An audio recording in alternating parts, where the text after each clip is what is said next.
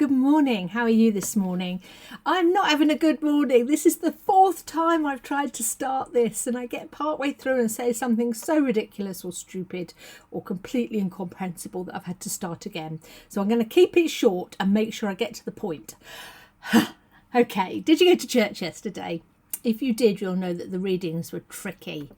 They talked about a vengeful God in the Old Testament and then the New Testament God being cross with us for not using what little talent we might not realise we've got. We've all got a bit of talent, haven't we? We've all got gifts and skills, and the reading was very much about how we need to make the most of them and to do that in the context of God's love for us. And it got me thinking really that actually we always need to go back to the bit about God's love for us. Because when we feel loved, we feel safe and secure, and that allows us to have trust. And when we have trust is when we're able to step out and try new things or take a risk or use some of the gifts and talents and skills that God has given us. It always comes back to love, whatever way I try to stir the pot. And I don't think I mentioned that properly yesterday in my sermon, so I'm taking the opportunity to put right the wrong there. And I was drawn to a little tiny passage in Romans, which we need to live by this little passage. Let me read it to you. Let me read it. It's Romans chapter 8, and it's verses 37, 38 and 39. Listen to this. In all these things we are more than winners. We owe it all to Christ who has loved us. I'm absolutely sure, so this is Paul writing to the people of Rome, and he says, I'm absolutely sure that not even death or life can separate us from God's love.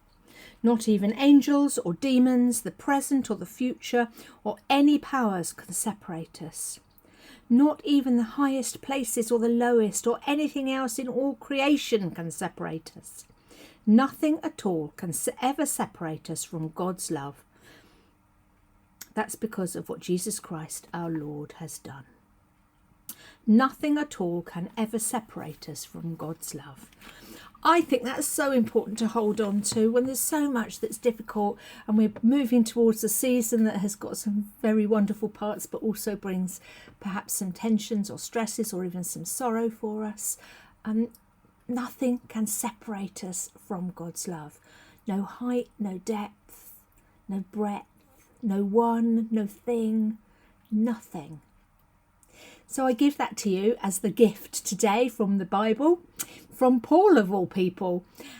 And I give it to you in the context of how everything that you have is a gift from God, and he asks us to use those gifts as best we can. And we do so knowing that he loves us and that we can trust him.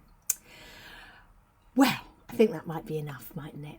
Have a lovely day. You know where I am. I'm out and about a lot today, so all week actually, but I might see some of you over the next day or two. I hope so. Lots of love to you and God bless. Bye bye.